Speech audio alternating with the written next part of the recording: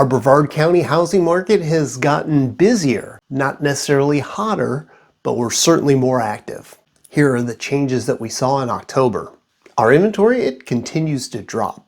This is the first time in all of 2025 that we had below 5,000 active inventory.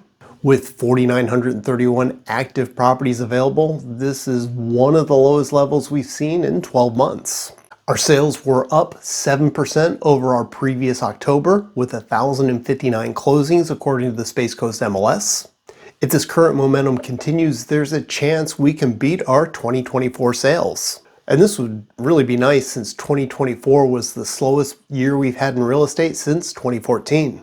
With our slight increase in sales and slight pullback on our active inventory, this puts us at a 4.65 month supply of properties available. This is definitely a balanced market that we're in since we're between that 4 to 6 month supply of homes. One thing that hasn't necessarily improved is the time that it takes for a property to sell. In October, we averaged 79 days on market, and this is the highest number we've seen all year. Really, it's the highest number I've seen since I was tracking days on market since 2022. Now, even though our active inventory has dropped below 5,000 available, it's still a pretty large number. You take that combined with the longer time it's taking for a property to sell, it only makes sense that our prices are starting to soften some. Overall median sales price for the Space Coast MLS was down 5%. Median sales price for a single family home in October was $360,000 in 2025.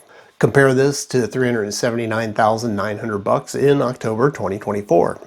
It is important to note though, even though the overall median sales price across the county has softened, it doesn't necessarily translate to every single market having the prices come down. Melbourne Beach actually had the largest drop in median prices, while Cocoa Beach had one of the largest increases in median sales price for single-family homes.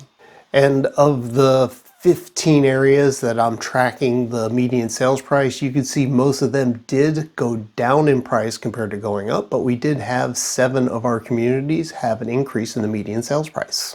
Shifting beachside to the condo market, this has been rather interesting. Active inventory seems to have leveled off. We're at 265 condos available in Cocoa Beach and Cape Canaveral. Sales, they're still pretty flat. We only had 33 closings for the month of October.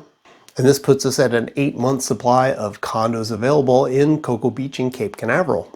The condo fees, they seem to still be trending up. The range of the condo fees of October sales, it was between $400 a month and $1,112 a month. Average condo fee this past October was $739 compared to $575 in 2024. It's also taken a lot longer for condos to sell in Cocoa Beach and Cape Canaveral. Average days on market was 142 days compared to 91 days in 2024. However, in spite of it taking that much longer for a condo to sell, 21% of our condo sales still happened in 30 days or less. That was the overview of what's happening with condominiums. You should see what's happening with single family home sales in Cocoa Beach and Cape Canaveral. They were on fire for October.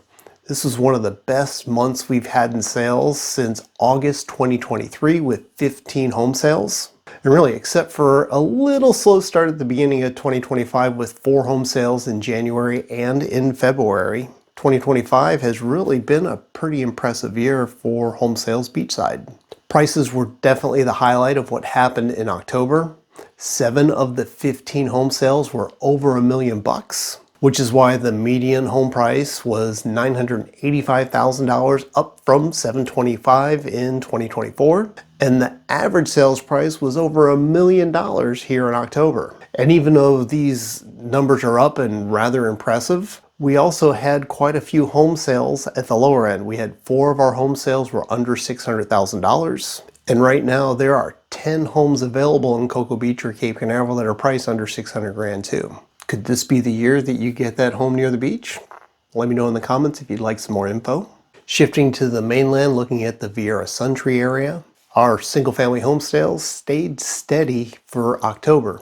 Active inventory has creeped up though. We ended October with 320 homes compared to just 268 available in 2024. Sales were up though. We had 83 closings this October compared to only 66 in 2024. This puts the month supply for the Viera Suntree area at 3.85 months, which shows that there's still some demand in this nice balanced Viera market. Prices seem to have stabilized. Median home price for October was $584,000 compared to $593,000 in 2024. The average sales prices though are up. We had average sales price was $711,000 compared to $651,000 last year. Of course, this average sales price was boosted a little bit by some of the luxury sales. We had several homes selling over $2 million each, with the highest home selling in all of the Space Coast that happened in Viera as well for $4.5 million.